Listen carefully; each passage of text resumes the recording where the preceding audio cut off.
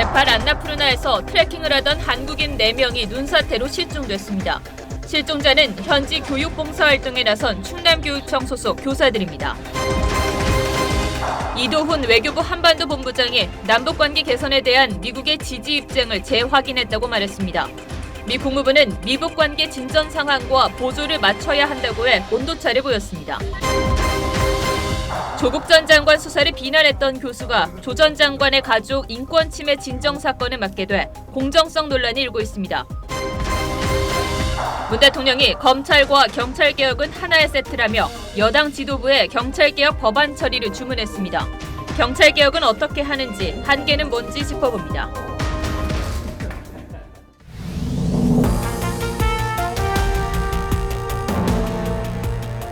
여러분 안녕하십니까? 오늘은 네팔에서 온 안타까운 사고 소식으로 뉴스7 시작하겠습니다. 네팔 고산지대에 있는 안나푸르나 트레킹 코스에서 현지 시각으로 어제 오전에 대형 눈사태가 발생했습니다. 현지로 교육봉사를 떠났던 한국인 교사 4명을 포함해 총 6명이 실종됐는데 날씨가 좋지 않아서 하루가 지나도록 구조 소식은 들리지 않고 있습니다. 트레킹은 등반과 달리 비교적 평탄한 코스를 걷는 건데 폭설이 내리면서 절벽에 쌓인 눈이 코스를 덮쳤다고 합니다. 정부는 신속 대응팀을 현지에 급파했습니다. 먼저 엄성섭 기자가 보도합니다. 사고는 한국인 9명이 현지 시간 17일 오전 안나푸르나 베이스 캠프 트레킹 코스인 데우랄리 지역에서 눈사태를 만나면서 발생했습니다. 실종자 4명은 모두 충남교육청 소속 초등학교와 중학교 교사들입니다. 현지인 가이드 2명도 함께 실종된 것으로 파악됐습니다. 외교부는 충남교육청 소속 교사 9명이 이동 중에 눈사태를 만났다며 이 중 앞서가던 4명이 현지 가이드와 함께 연락이 두절됐다고 전했습니다. 구미에서 이동 중이던 5명의 교사는 현재 안전한 장소로 이동한 것으로 알려졌습니다. 외교부는 신속 대응팀 2명을 현지로 급파했습니다.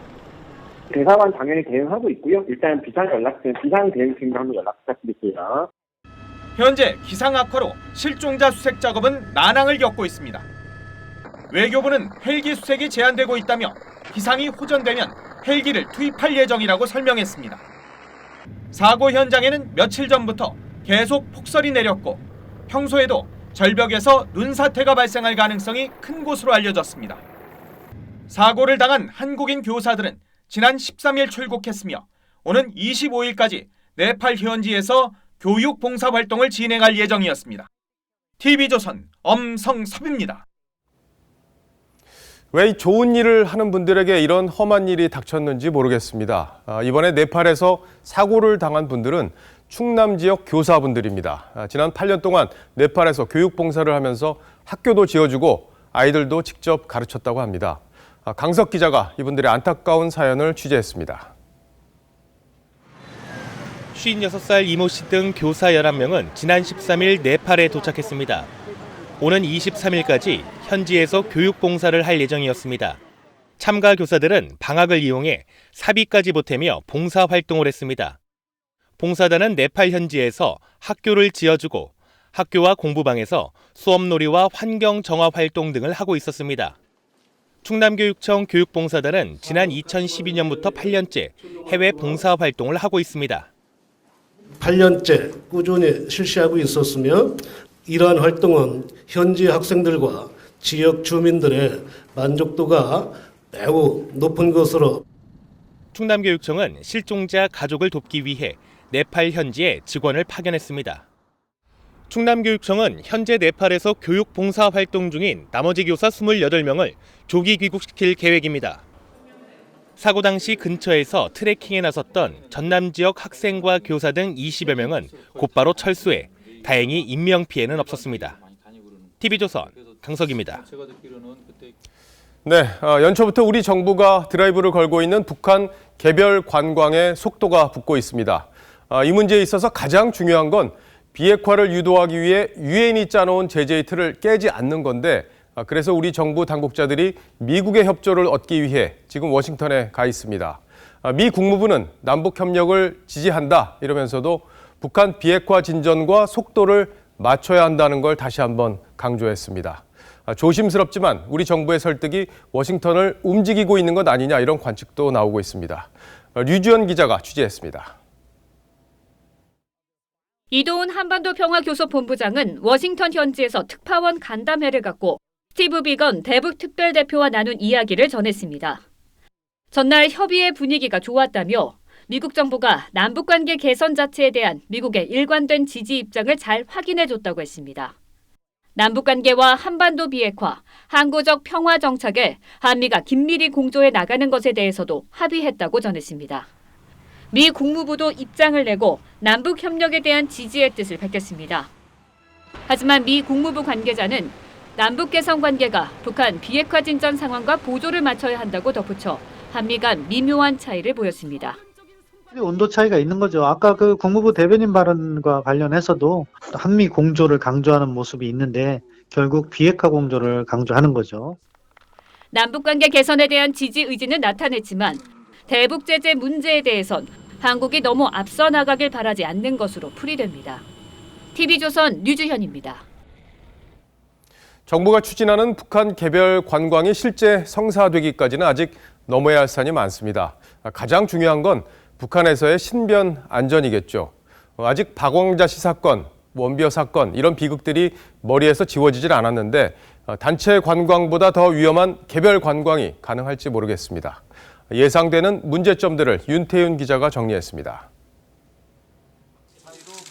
2008년 박광자 씨의 북한군 총격 사망 사건. 이후 금강산 관광은 중단됐고 북한의 사과는 아직 없습니다. 그런데도 정부는 남북관계의 돌파구를 찾는다는 명분으로 개별 관광 카드를 밀어붙이고 있습니다. 개별 관광 같은 것은 국제 제재에 저촉되지 않기 때문에 언제든지 이행할 수 있는 부분입니다. 네, 그래서 이 부분에 대해서는 우리가 좀 한번 검토해 보고 있습니다. 북한이 우리 정부의 개별 관광 제안에 응할지도 미지수지만 국민의 안전을 담보할 별도 신변보호 장치가 없다는 점이 문제로 지적됩니다. 개별 관광이 더 개인의 안전에 취약할 수 있기 때문에 신변 안전 보장 조치가 반드시 필요하다고 생각합니다. 미국은 2017년 오토 원비어 씨 사건 이후 북한을 여행 금지국으로 지정했고 영국과 호주 역시 북한의 여행 자제령을 내렸습니다. 북한을 찾는 외국인 관광객의 90%는 중국인입니다. TV조선 윤태훈입니다. 우리 정부가 사업 추진에 속도를 내면서 목소리가 커진 사람이 있습니다. 바로 이 사람, 해리 해리스 주한 미국 대사죠. 문재인 대통령의 신년 회견에 제동을 거는 듯한 발언을 하면서 지금 진보 진영의 표적이 되고 있습니다. 해리스는 어떤 사람이고 왜 이렇게 강경 발언을 하는 건지 오늘의 포커스에서 짚어봤습니다. 미사일을 요격하는 주한미군의 패트리엇 발사대 앞에서 대북 경고 메시지를 내놓는 이 사람. 태평양 사령관을 지낸 해리 해리스 대사입니다. 해리스는 하얀 정복이 어울리는 군인이었습니다. Today is a new day in the Republic of Korea military, and I look forward to working with Mr. Song and with General Jung. 동북아 안보에 직접적으로 관여하는 태평양 사령부를 이끌었기 때문에 북한을 적으로 두고 사령부를 지휘해온 강성 군인이었죠. 미 태평양군 사령관 해리스와 미 전략군 사령관 하이튼이 남조선에 기어들었으며 합동군사 연습을 강행하는 길에 해리스는 2018년 외교관으로 변신해 다시 한국에 왔습니다. 코수염을 기르고 말이죠. 인사동을 찾고 종로 막걸리집에선 한국말로 주문도 하고 Oh, that is good. That is so good. 한미동맹 정신으로 막걸리를 섞었다며 칵테일까지 만들었습니다. 외교가에서는 외교관이 다 됐다는 얘기까지 나왔죠. 그런데 요즘 해리스는 달라진 모습입니다. 언론을 통해 우리 정부가 민감해하는 호르무즈 파병을 요청했고 대북 개별 관광에도 직설적으로 반감을 드러내면서 진보 진영의 타깃이 됐습니다. 전쟁 조장하는 해리스는 호르무즈로 떠나라! 항의 집회를 하던 대학생들은 미 대사관저 담벼락을 넘었고 코스염 왁싱에 해리스 사진을 찢어 개밥으로 준다는 퍼포먼스까지 풍자와 조롱의 대상이 됐습니다. 이렇게 찢어야 또 맛있는 거죠? 네. 해리스의 직설적 어법에 비난이 쏟아졌습니다. 청와대와 정부는 주권 침해라고 강한 유감을 표했습니다. 급기야 조선 총독이냐는 비판까지 나왔죠. 자신의 의견 표명은 좋지만 대사가 한 말대로 따라한다면 대사가 무슨 조선 총독입니까? 일본인 어머니를 둔 데에다 일본에서 태어난 해리스는 내가 일본계 미국인이란 점에서 언론, 특히 소셜미디어에서 비판받고 있다고 했습니다. 영국 BBC 방송은 한국인에게 일제강점기 기억을 불러일으킨다며 마음 상한 이들은 일제강점기 총독의 코스염을 떠올린다고 보도했습니다. 여권에서는 군인 출신이라도 외교관으로서 예의와 자세를 갖춰야 한다는 말도 나왔죠. 논란이 커지자 미 국무부는 해리스 대사를 크게 신뢰하고 한미는 민감한 현안에 대해 협력을 이어갈 것이라며 진화에 나섰습니다. 혹독한 겨울을 보내고 있는 해리스 대사. My time here has confirmed to me that there is no more dynamic place to serve as the U.S. ambassador and no better partner for the United States than the Republic of Korea. 한미 관계가 예전 같지 못한 요즘 관계 복원에 앞장서는 미국 대사가 될 수 있을지. 뉴스 7 포커스였습니다. 앞서 리포트에서 보신 대로 우리 정부가 추진 중인 북한 개별 관광에 대해 미국의 반응이 다소 달라지는 기류가 보이고 있습니다. 한국과 미국 모두 중요한 선거를 앞둔 시점이어서 모종의 물밑 작업이 진행되는 것 아니냐 이런 관측도 나오고 있는데 남북미 3국의 속내가 뭔지 지금부터 자세히 뜯어보겠습니다. 오늘은 정치부 이채연 기자와 함께합니다. 자, 어서 오십시오. 자, 문 대통령이 개별 관광 이야기를 꺼내자마자 이제 급속도로 추진되는 모양새입니다. 예, 그렇습니다. 대통령의 개별 관광 언급이 나오자 외교 통일장관 등 줄줄이 여기에 보조를 맞추고 있죠. 급기야 문 대통령의 발언 5일 만에 이도훈 한반도본부장이 직접 미국까지 건너가 미국의 지지를 확인했습니다. 자, 그런데 국무부 논평을 보면 남북 협력을 지지한다. 그런데 비핵화 진전에 보조를 맞춰야 한다. 이렇게 요약해 볼 수 있는데 근데 미국 입장에서는 이 제재가 무너지면 비핵화를 견인할 수 없다. 이런 우려가 있지 않았습니까? 네, 그렇죠. 아직 그 입장은 여전한 것 같습니다. 보통 미국 국무부나 재무부가 잘 쓰는 표현이 스피릿 오브 생션, 제재를 지켜야 한다. 제재는 한 번 깨지면 쉽게 복원하기 어렵다. 뭐 이런 우려가 워싱턴 조야에는 있고요. 미 국무부도 남북 협력 사업은 반드시 비핵화 진전과 보조를 맞춰야 한다고 이야기를 했죠. 다만 동의 표현을 한 것은 막을 명분이 없고 유엔의 제재 대상도 아니고 미국의 단독 제재 대상도 아니기 때문에 개별 관광 자체에 대해서는 미국이 막을 명분이 없습니다. 둘째로 내심 현상 유지를 원하기 때문입니다. 북한은 ICBM 등 고강도 도발을 시사하고 있잖아요.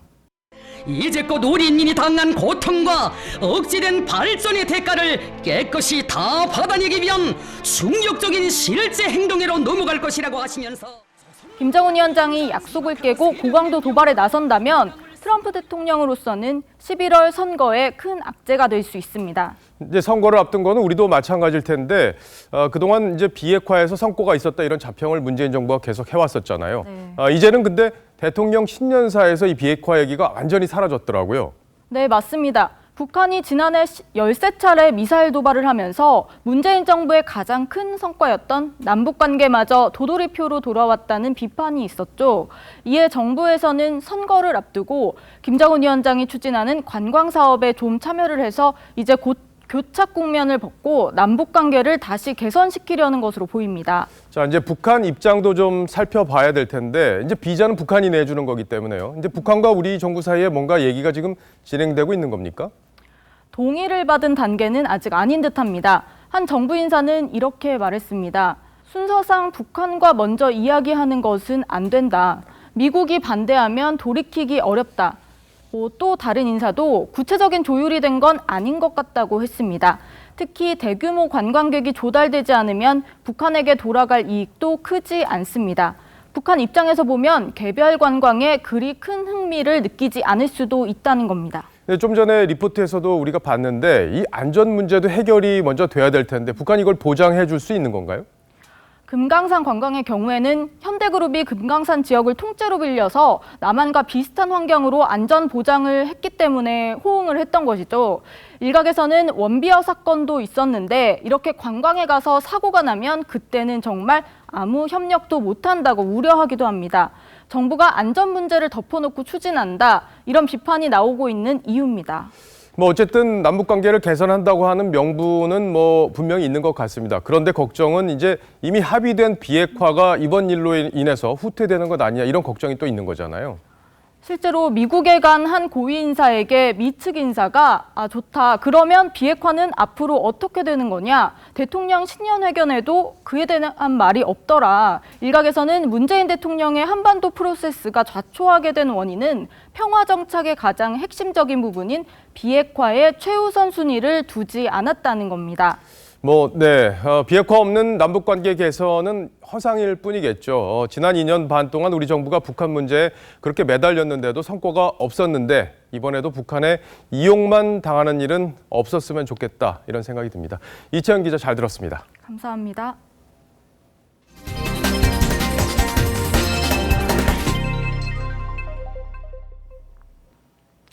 네, 조국 전 장관 가족이 검찰의 수사를 받으면서 인권 침해를 당했다며 청와대 국민청원에 인권위원회 조사를 요구한 당사자가 인권위에 직접 진정서를 냈습니다. 그런데 이 진정 사건을 맡게 될 인권위 소위원회 위원장이 논란입니다.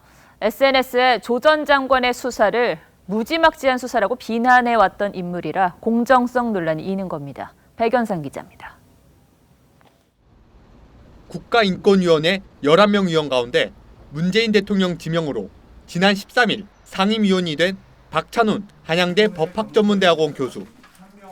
박 교수는 인권위에 들어가자마자 5개 소위원회 중 검찰과 경찰 등의 인권 침해 여부를 조사하는 침해구제 제1소위원장을 맡은 것으로 확인됐습니다. 인권위 내부에선 해당 소위원회의 비중과 위상을 감안하면 신임 상임위원이 맡는 건 이례적이라는 평가도 나옵니다. 제가 치매 제1소위원장이에요. 치매 1, 2가 있는데 제1소위원장이에요. 어제 은우군 광주대 교수가 인권위에 접수한 조국 전 법무장관 일가 수사 인권 침해 진정 사건도 제1위원회 소관입니다. 박 교수는 지난해 10월 서울 서초동 조국 수호 집회 참석 사진을 SNS에 게재하는 등 조 전 장관 일가 비리 수사 결과를 태산이 흔들렸는데 쥐 한 마리가 나왔다는 고사성어를 써가며 무지막지한 수사라 주장했었습니다. 박 교수는 해당 진정 사건에 대해선 말을 아꼈지만 아직까지 나는 전혀 지금 보고받은 바가 없고 아직까지 저는 아직 업무 파악도 아직 안 된 사람이에요. 벌써부터 조사의 공정성을 우려하는 목소리도 나옵니다. TV조선 백연상입니다. 사법행정권 남용 의혹 폭로에 앞장섰던 이탄희 전 판사가 총선 출마를 위해 더불어민주당 입당을 타진 중인 것으로 알려졌습니다. 전현직 판사들이 이렇게 잇따라 선거에 나서면서 법원 내부에서는 법복을 입은 정치인 혐의를 씌웠다는 비판의 목소리가 커지고 있습니다. 한송원 기자입니다. 법관 블랙리스트를 폭로한 뒤 법복을 벗었던 이탄희 전 판사. 공익변호를 전담하는 공익인권법재단 공감에서 활동해오다 채 1년도 안 돼 더불어민주당 입당을 타진 중인 것으로 알려졌습니다. 민주당 사정에 밝은 한 정치권 관계자는 이 판사가 다음 주쯤 민주당 관계자를 만나 입당 여부를 최종 결정할 것이라고 전했습니다. 이수진 전 부장판사와 최기상 전 서울 북부지법 부장판사에 이어 사법행정권 남용 의혹 규탄의 주역들이 줄줄이 정치로 뛰어드는 셈입니다. 법원 내부에선 실명으로 이들을 비판하는 목소리도 제기됐습니다. 정욱도 대전지법 홍성지원 부장판사는 법원 내부 통신망에 법관은 정치적으로 무능한, 정치성이라고는 일도 없는 바보가 돼야 한다며 본인들은 물론 남은 법관에게도 법복 정치인의 혐의를 씌우는 것이라고 질타했습니다. 법조계에선 현직 판사의 청와대 행을 막는 법원조직법 개정 취지처럼 퇴직 판사의 정치권과 권력기관 행도 일정 기간 막아야 한다는 주장도 제기됩니다. TV조선 한송원입니다. 법무부가 검찰의 직접수사부서를 대거 폐지하려던 직제 개편안을 조금 수정했습니다. 검찰의 반발을 감안해서 한 발 물러서는 모양새지만 법무부 측은 직접수사부서를 되살리는 건 아니라면서 선을 그었습니다. 이유경 기자입니다. 서울중앙지검 특수수사부서를 절반으로 줄이는 등 13개 부서를 없애겠다는 법무부 방침에 대검찰청은 범죄 대응 역량 위축을 이유로 반대 의견을 분명히 했습니다. 윤석열 검찰총장은 폐지 방침이 정해진 서울 남부지검 증권범죄 합수단에 1조 원 이상 펀드 투자자 피해가 예상되는 라임 자산운용 사건을 맡겼습니다. 법무부의 직제 개편 일정에 상관없이 전문 수사 조직에 사건을 맡겨 수사 현안을 풀어가겠다는 겁니다. 법무부도 기존 개편안에 한 발 물러섰습니다. 폐지 대상 13개 부서 중 서울중앙지검 반부패 수사 3부를 공직범죄 형사부로, 서울 서부지검 식품의약조사부를 식품의약 형사부로 수정해 일부 직접 수사 기능을 유지하겠다는 겁니다. 또 조세범죄조사부는 개편안대로 형사부로 바꾸는 대신 서울 북부지검의 형사부 한 곳을 조세범죄 형사부로 바꿔 조세범죄 사건을 주로 맡기기로 했습니다. 법무부는 수정 보완일 뿐 직접 수사 부서를 되살리기로 한 것은 아니라고 했습니다. 법무부는 오는 21일 국무회의에 검찰 직제 개편안을 상정한 뒤 중간 간부 인사로 청와대 선거 개입 의혹 등 수사 라인 교체에 나설 것이란 관측이 제기됩니다. TV조선 이유경입니다. 중앙고속도로에서 고속버스가 트럭을 들이받은 뒤 중앙분리대로 돌진해서 17명이 다쳤습니다. 주말 사건 사고는 유성현 기자가 정리했습니다. 고속버스 한 대가 중앙분리대 위에 걸쳐 있습니다. 버스 앞쪽은 완전히 찌그러졌습니다. 119 구조대원이 버스 운전기사를 구조합니다. 어제 저녁 8시 20분쯤 중앙고속도로 서안동 IC 부근에서 고속버스가 앞서가던 5톤 트럭을 추돌한 뒤 중앙분리대를 들이받았습니다. 이 사고로 트럭과 버스 운전기사, 승객 등 17명이 다쳤습니다. 그냥 승객분들은 자력으로 다 탈출하신 것 같고요. 네, 거동이 다 가능하셔가지고. 그 운전자분만 살짝 거기 중도지에 끼어 계셨는데. 경찰 조사 결과 버스 운전기사는 당시 술을 마시지는 않았습니다. 어제 저녁 7시 반쯤에는 경부고속도로 동대구 IC 근처에서도 화물차가 낀 오중 추돌 사고가 나 3명이 다쳤습니다. 경찰은 화물차 운전기사가 정체 구간에 멈춘 앞 차량을 발견하지 못해 사고를 낸 것으로 보고 있습니다. TV조선 유성현입니다. 이상고온 현상 때문에 겨울축제가 줄줄이 연기됐는데 그나마 얼음이 두껍게 연 인제빙어축제장은 문을 열었습니다. 겨울축제를 기다렸던 관광객들이 몰렸습니다. 이승훈 기자입니다.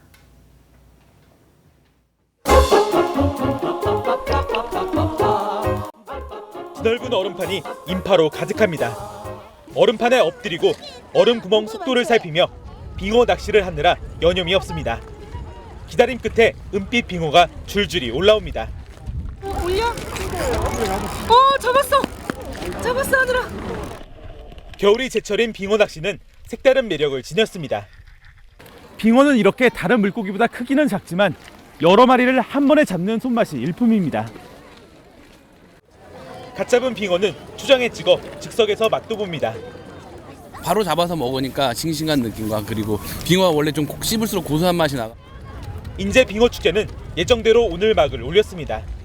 최근 이상 고온 속에서도 얼음 두께가 20cm를 훌쩍 넘었습니다. 너무 따뜻해갖고 눈이나 이런 거 구경을 못 했는데 여기 오니까 눈도 많고 얼음도 흘고. 철원 한탄강 얼음 트레킹 축제장입니다. 한겨울인데도 한탄강이 얼지 않고 강물이 흐릅니다. 축제를 연 지 8년 만에 처음입니다. 주최 측은 인공눈을 뿌리고 축제를 시작했습니다. 근데 연기가 됐거든요. 그런데도 얼음이 얼지 않아서 참 아쉬움이. 평창 송어축제와 홍천강 꽁꽁축제는 얼음 낚시터를 제외한 채 축제를 진행하고 있습니다. TV조선 이승훈입니다. 최근 연예인부터 유명 인터넷 강사까지 성희롱 문자를 받는 사례가 늘고 있습니다. 이런 일은 일반 여성들에게도 벌어지고 있는데요. 문제는 신고를 해도 해결되지 않는다는 겁니다. 그 이유가 뭔지 권형석 기자가 취재했습니다. 20대 직장인 여성 최모 씨에게 지난해 2월부터 5월까지는 악몽의 나날이었습니다. 모르는 사람에게 신체 비하나 성적인 모욕감을 주는 온라인 성희롱을 당한 겁니다. 처음에는 DM으로 왔었어요. 점점 그게 과감해져서 나중에는 제 피드, 그러니까 공개 게시물에 댓글로 달더라고요. 신고하기 기능으로 상대방을 차단했는데도 다른 계정 사용자로부터 성희롱은 계속 이어졌습니다. 참다 못한 최 씨는 경찰에 신고했습니다. 하지만 경찰은 가해자를 찾아내지 못했습니다. 가짜 개인정보를 넣어 만든 이른바 가계정이었기 때문입니다. 가계정이고 이미 폭파된 계정이라 그 계정의 사용자를 식별할 수 없다는 답변을 받아서 못 잡는다고. 인권위 조사에 따르면 온라인 성희롱을 경험한 여성은 37%에 달했습니다. 이 중 성희롱성 메시지를 받은 피해자는 절반이 넘었습니다. 온라인 성희롱은 2년 이하 징역이나 500만 원 이하 벌금형에 처해질 수 있는 중범죄입니다. 그러나 가해자 신원을 확인하지 못하면 처벌은 불가능합니다. 유명 SNS들은 미국 본사에 있다 보니 개인정보 보호 등을 이유로 그 정보를 확인하기가 쉽지 않은 것이 현실입니다. 전문가는 가해자의 이메일 주소 등 신원을 확인할 수 있는 단서를 확보한다면 처벌 가능성을 높일 수 있다고 조언했습니다. TV조선 권영석입니다. 한 대형 카드 회사가 전화 마케팅 센터를 외주 운영하면서 한 달 만에 해지할 수 있는 계약서를 쓰게 하는 등 이른바 갑질을 벌였다는 주장이 제기됐습니다. 피해를 호소하는 협력업체는 파산 위기에 놓였습니다. 이상배 기자가 단독 취재했습니다. 100평이 넘는 공간이 텅텅 비어있는 상태입니다. 지난해까지만 해도 이곳에는 카드 콜센터 영업이 한창 진행 중이었는데요. 지금은 원상복구를 향한 작업이 한창입니다. 한 대형 카드사는 다단계 하청 구조로 콜센터를 운영했습니다. 장소 제공업체가 대신에 사무실을 마련하면 파견업체들이 좌석당 이용료를 지불하고 상담원을 보내는 식입니다. 그런데 이 카드사는 당초 6월이던 장소 제공 업체와의 계약 종료 기간을 3년 전부터 12월로 앞당겼습니다. 결국 지난해 12월 계약은 종료됐고 장소 제공 업체는 텅 빈 공간에 대한 7개월치 임대료 8,400만 원을 떠안았습니다. 자기네들이 도장을 다 찍어 왔기 때문에 저희 보고 그냥 도장을 찍으라고. 이 카드사는 최초 계약된 최소 60개 좌석 이용을 보장했지만 3년 만에 슬그머니 해당 조항을 삭제했습니다. 2015년엔 1개월 단위로 계약을 연장한다는 조항까지 포함시켰다가 나중에 제외했습니다. 마음만 먹으면 언제든 계약이 해지되는 초단기 계약서를 쓰게 한 겁니다. 울며 겨자 먹기식으로 계약 체결을 강제당하고 강요당한 것이다. 불공정 거래 행위로서 위법사항에 해당한다라는 그런 평가를 받을 수도 있을 것 같습니다. 해당 카드사는 계약 내용 조정은 모두 협력업체와 합의하에 조정한 것이며 초단기 계약서는 당시 콜센터 운영을 계속할 수 있을지 불투명한 상황 하에 있었던 일이라고 밝혔습니다. TV조선 이상배입니다. 네, 점원이 필요 없는 편의점들이 늘고 있습니다. 제품을 들고 그냥 나가면 알아서 계산되는 무인 결제 시스템 덕분인데요. 취재 기자가 체험을 해보니 뭔가 허전하면서도 어색했다고 합니다. 이정민 기자입니다. 휴대폰으로 QR코드를 대니 출입문이 열립니다. 어서 오세요. 매장 안은 계산대도 직원도 없습니다. 물건을 집어 문을 나서기만 하면 자동으로 결제가 됩니다.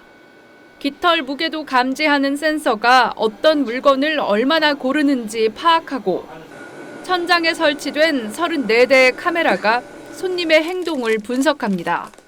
이렇게 물건을 밖으로 던지거나 옷 속에 숨겨서 나와도 동작 인식 카메라가 행동을 인식해 자동으로 결제됩니다. 카메라엔 인공지능 딥러닝 기술이 적용돼 고객의 성별, 연령 등에 맞춰 구매 상품과 동선까지 예측합니다. 또 다른 편의점은 정맥 인식 결제를 도입했습니다.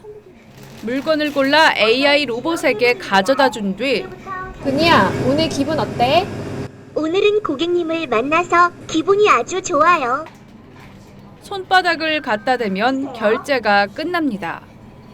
안면 인식 편의점은 벌써 2년째 큰 문제 없이 영업이 이루어지고 있습니다. 일부 혹은 완전 무인화 시스템을 도입한 편의점은 200여 개에 달합니다. AI와 딥러닝 기술들이 편의점에까지 폭넓게 활용되고 있습니다. 앞으로 점차 혁신적인 디지털 유통 기술을 고도화해서 다만 일자리 감소 문제와 노인과 어린이 등 디지털 소외계층, 장애인 접근성에 대한 배려는 풀어야 할 숙제입니다. TV조선 이정민입니다. 네, 다음 소식입니다. 문재인 대통령이 검찰 개혁에 이어 이번에는 경찰 개혁을 화두로 꺼냈습니다. 특히 민주당의 총선 전 입법 처리를 주문했는데 이번에도 속도전으로 가는 모양새입니다. 최지원 기자입니다. 공수처법과 검경수사권 조정안이 본회의를 통과한 지 나흘 만에 문재인 대통령이 경찰개혁 법안을 주문했습니다.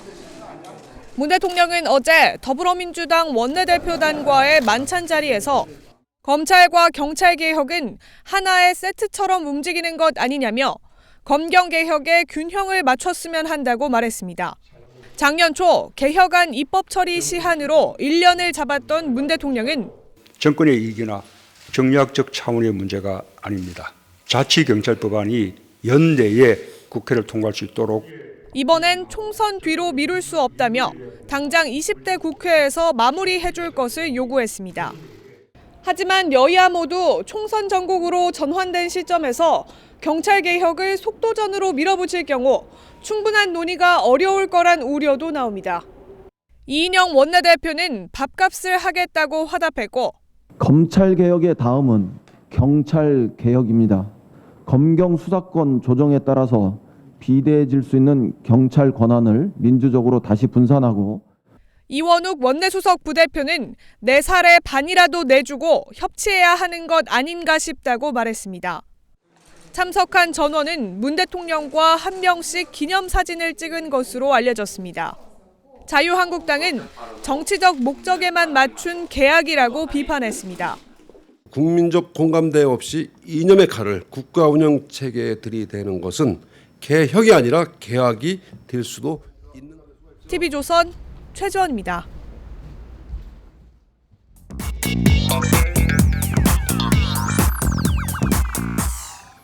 궁금한 뒷이야기를 들어보면서 물음표가 느낌표로 바뀌는 뉴스의 재구성 뉴스야 시간입니다. 오늘은 정치부 리병수 기자와 함께합니다. 자, 어서 오십시오. 네. 첫 번째 물음표부터 보죠. 네. 첫 번째 물음표는요. 황유 다음 주에 만난다입니다. 만난다. 네. 예. 자, 그렇지 않아도 보수통합이 되는 거냐 마는 거냐 이런 얘기가 지금 나오고 있어요.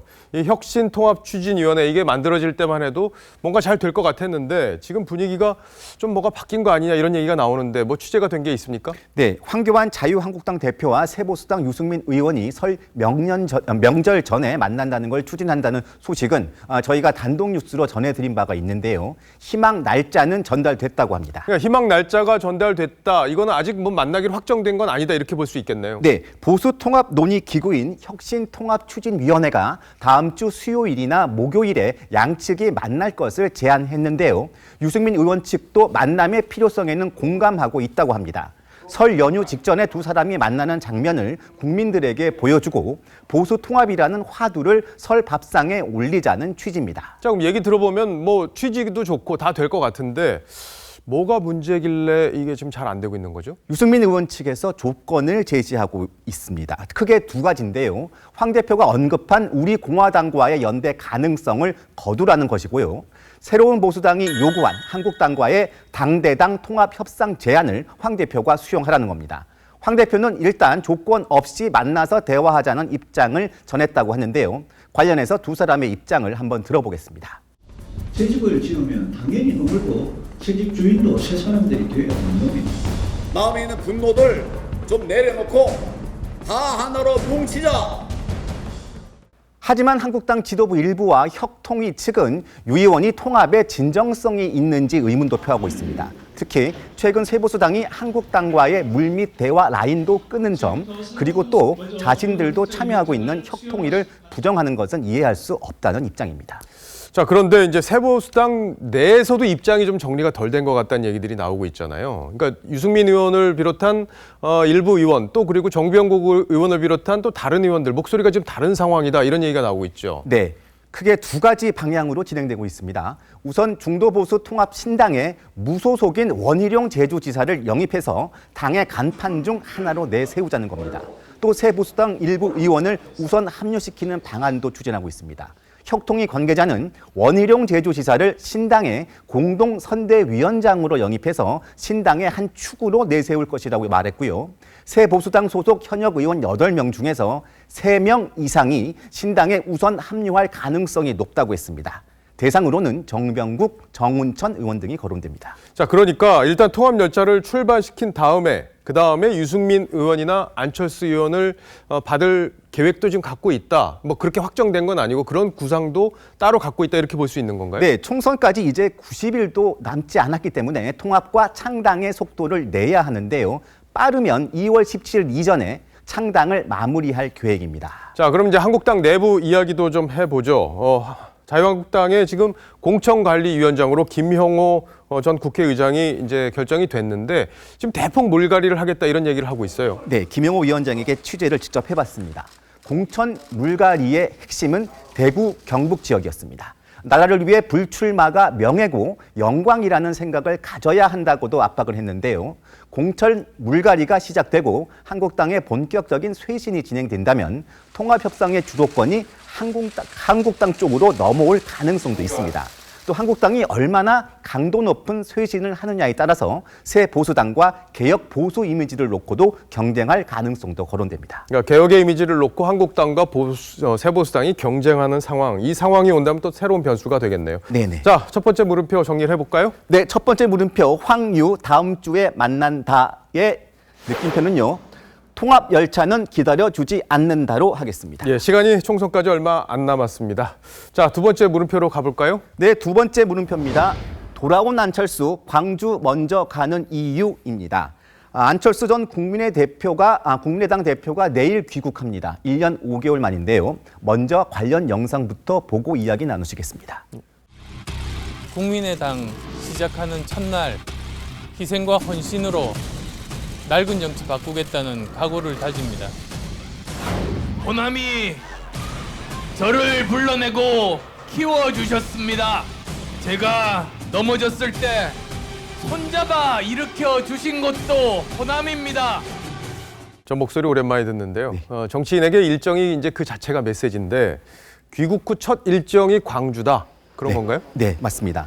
내일 저녁 인천공항에 도착하는 안 전 대표는요, 월요일 아침 현충원 참배 직후에 버스편으로 광주로 출발해서 국립 5.18 민주묘지를 방문합니다.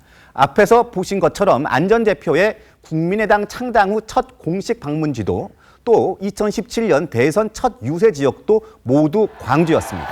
안 전 대표 측 관계자는 광주는 민주화의 성지일 뿐만 아니라 정치인 안철수를 품어준 소중한 지역이라고 했습니다. 자, 근데 지금 유 기자 얘기를 들어보면서 궁금해지는 게 있어요. 그동안 이제 안철수 전 대표가 귀국을 하게 되면 보수통합 논의에 합류하거나 좀 참여하거나 이런 얘기들이 좀 있어 왔잖아요. 근데 지금 유 기자가 얘기한 걸 보면 호남신당 쪽으로 방향을 트는 거 아닌가, 이런 생각도 해볼 수 있겠어요? 네, 바른미래당 복귀와 신당 창당을 두고 마지막 고민을 하고 있지만 호남 세력을 중심으로 한 신당 창당 가능성이 제법 되는 것 같습니다. 안철수계 이동섭 의원은 신당 창당 가능성이 크다.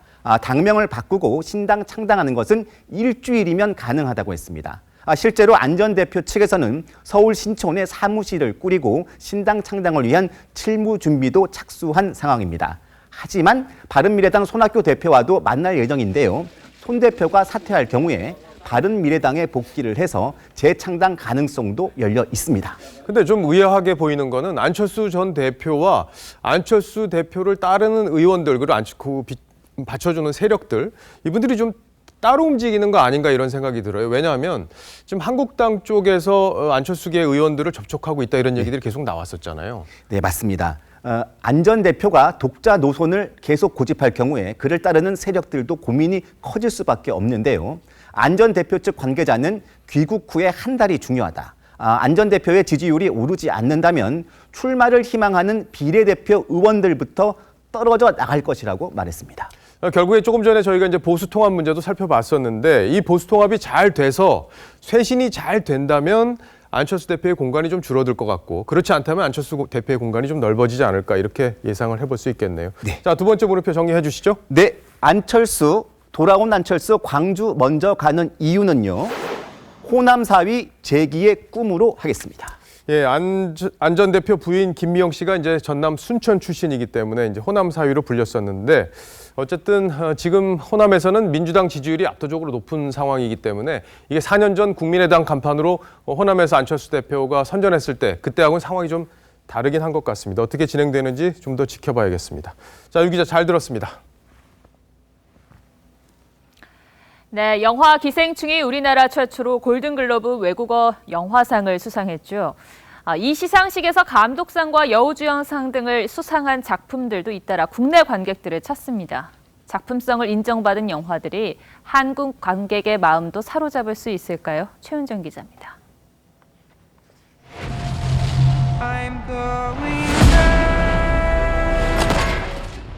1차 세계대전을 배경으로 한 영화 1917은 독일군 함정에 빠진 아군을 구하려 전쟁터 한복판에 뛰어든 두 영국 병사의 사투를 그렸습니다. 기생충과 나란히 후보에 올라 골든글로브 작품상과 감독상 2관왕을 차지했습니다.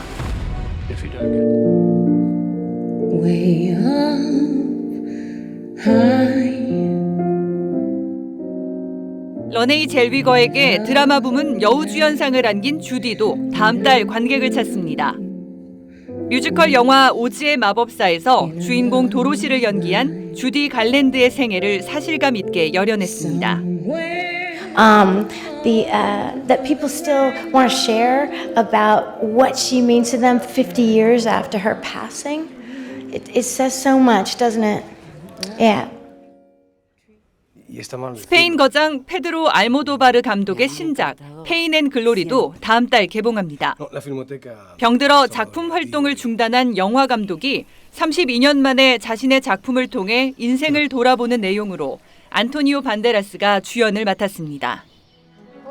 아카데미의 보수적 성향보다는 조금 더 진취적인 그런 작품들에게 상을 주기 때문에 골든글로브 수상작들을 훨씬 더 눈여겨볼 필요가 있다고 생각이 듭니다. 아카데미와 더불어 할리우드 대표 시상식으로 꼽히는 골든글로브 수상작들로 극장가는 더욱 풍성해질 전망입니다. TV조선 최윤정입니다.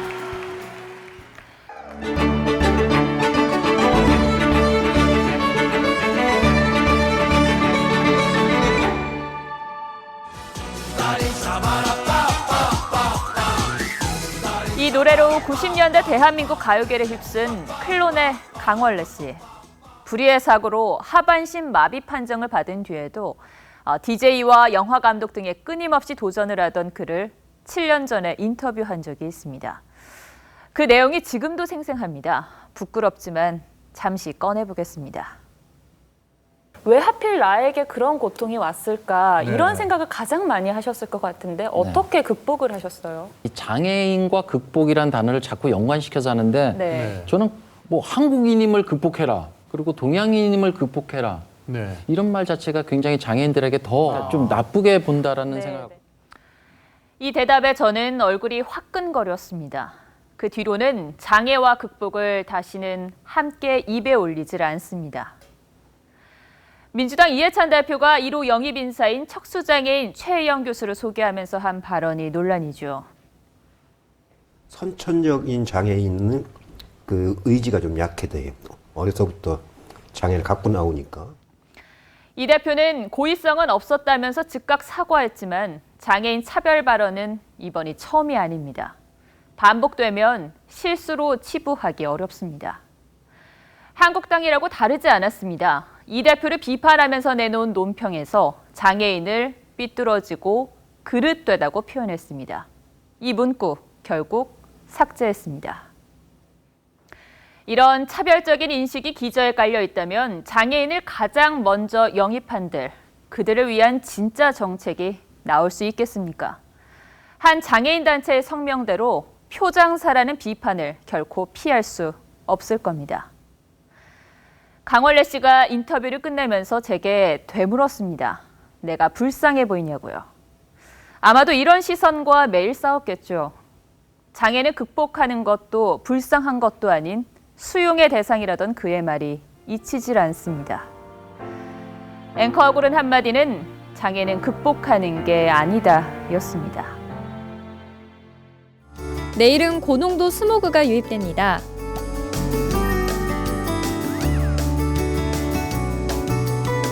대기질 나쁨 상태가 예상돼 호흡기 질환 유의하세요. 뉴스7 여기서 마치겠습니다. 시청해주셔서 고맙습니다.